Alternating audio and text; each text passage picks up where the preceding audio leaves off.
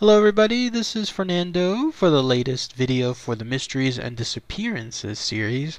Well, y'all seem to really like my new series, the one with the inaugural video for the disappearance of Charles Rogers, so I thought I would do one more here just to illustrate what this new series is about, and then start focusing on the other videos, the aliens and UFOs stuff. But I'll probably go back to this once I finish this other series for aliens and UFOs. But yes, here is yet another interesting subject matter in terms of the disappearance of a young woman, but there's a twist. There's the idea actually that it turns out she basically ran off on her own, and when she was found alive, she ended up testifying in a murder trial having to do with her own quote-unquote murder. So very, very fascinating stuff. You cannot make this stuff up. Truth is indeed stranger than fiction, and it has to do with this. You're looking at her now. It's the quote-unquote disappearance of Natasha Ryan. So let's go ahead and let's share all the interesting information tied to this bizarre case. So what was this disappearance of Natasha Ryan? Well, it had to do with this young girl, someone who was born back in 1984 there in Australia. Specifically, she lived in a place called Rockhampton, Queensland. And cut to about 1998, she was again a young teenage girl around that time, but she ended up missing. Apparently her mother dropped her off at her school, and then whenever the usual time period, I guess, when she was supposed to be picked up or she was supposed to be at home, it was found that she was nowhere to be seen. So because of that, she was immediately reported missing, and by all accounts, there was a huge search for her. Like, everybody was out there trying to find her. The police department, that area there in Australia has what's called state emergency service volunteers.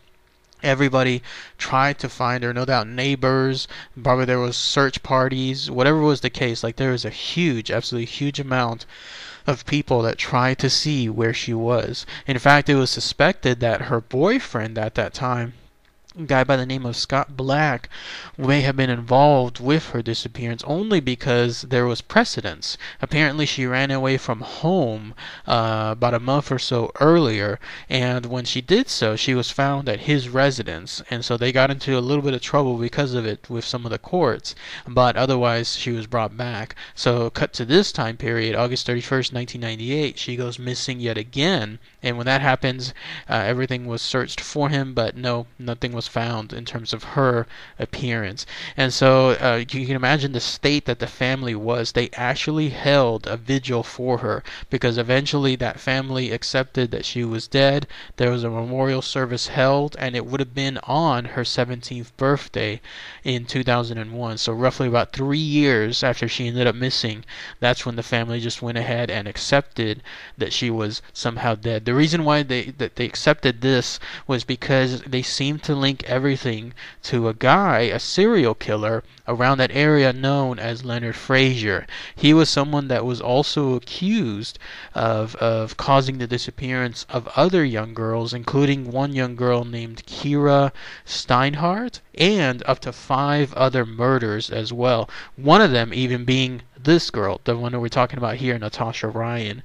So he was in turn captured, and he was able to create some kind of deal both with the police and with the prosecutors, so that way he could avoid going, I guess, to a really hard part of jail. Instead, he was trying to seek a linear sentencing or a linear location for his prison sentence, and in doing so he confessed to the murders of those girls, and he brought in the name Natasha Ryan. So that seemed to bring closure to her case, because again the family pretty much gave up after 3 years, and then this guy Leonard Frazier, who was again accused of all those other murders, was adding her name by his own account as to another young girl that he had murdered. So everything seemed like it was just cut and dry. That was it. Like, that was the end of the disappearance of Natasha Ryan. But get this, during his own murder trial, this guy Leonard Frazier, when he was being placed on court and he was trying to I guess explain away as to why he did what he did, and then trying to get the lighter sentence, lo and behold, there was an emergency search, like a police raid into the home of her boyfriend, that guy again, Scott Black, the boyfriend of Natasha Ryan. And whenever it was that raid was done, she was found to be alive. She was actually there hiding inside one of the cupboards in his home. And it seems like all this time, ever since, in this case, her disappearance from 1998 up until the raid on his home, which was April 10th, 2003, so almost, 5 years, there she was hiding in the cupboard and living in that home throughout the entire time. Almost 5 years of essentially hiding in her boyfriend's home. So sure enough, she had run away yet again, hid in his home, and then never really came out into the public thereafter. The way it was described, either she was describing it or the boyfriend did, but apparently she was very, very careful about hiding in his home during the daytime. All the windows were drawn down. She never actually went outside during the daytime. The only time she ever left the home was at night, during solid black night. That's when she came out and was able to, I guess, walk around the home and then make sure that she could go to the beach, the nearby beach, or whatever was the case, but always under the cover of darkness. And if there was anything as far as, let's say, somebody coming by the boyfriend's home, maybe a family member, friend, or whatever was the case, she would always hide in a specific cupboard the entire time. That's why for a long time in the newspapers there in Australia, she became known as the girl in the cupboard, because she would go through that extreme length to ensure that she could stay hidden from the public. I mean, talk about, in a weird sense, dedication. Like, there she was missing. Everybody was presuming that she was dead. There was even that vigil, that memorial for her, and yet she was in her boyfriend's home the entire time, always hiding whenever there was public there. Anybody outside, inside the home.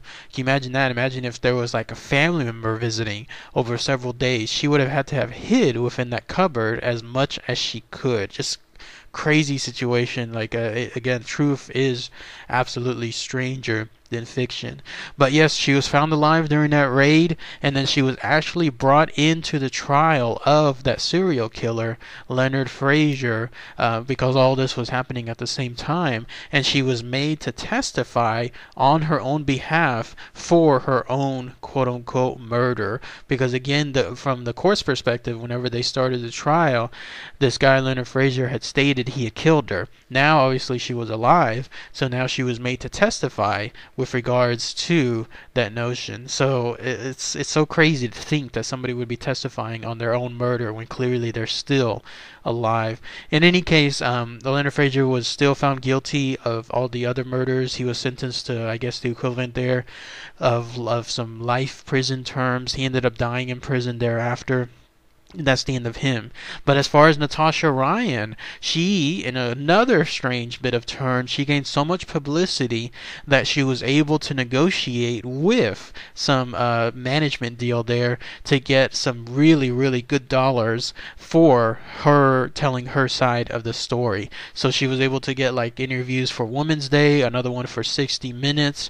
No doubt that these things, the whole idea was that she was getting so much coverage that the networks were all just vying for her. She ended up getting over 6 figures, something along the lines of $120,000, I guess our equivalency, for her interviews. All of this again because of herself causing her own disappearance, never reporting that she was alive, and then just being found by accident because of this raid. Otherwise, who knows, she would have continued with her own disappearance thereafter. If you're wondering, like, if the courts never decided to take any punitive damages to her, there was that thing that yes, there was a court that was trying to find something, because a lot of money was spent, a lot of time was spent, plus there was false information given as far as her disappearance. So something was trying to be seen if she could be found guilty of something, and eventually I think she was convicted, but only fined something along the lines of like $1,000, which is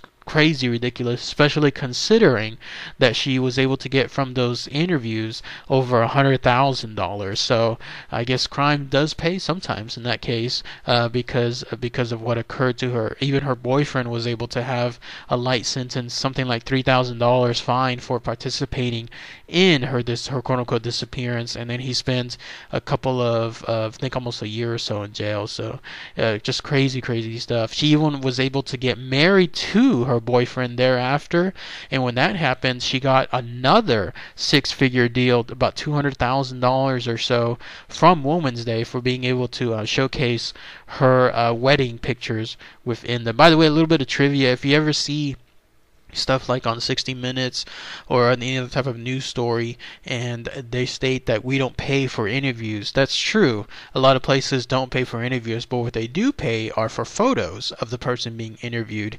So if you ever see that, just know that they are truly getting paid. Like, some people are absolutely, even if they did something so dastardly, so wrong, they can still get paid by the news organizations, just in a roundabout way. They're paying for their likeness of the photos, not for the interview itself. But the news organizations will always state up front, we're not paying for any interview, so that way they seem very distinguished with regards to that, but they really are truly still getting paid, just as in this case with her.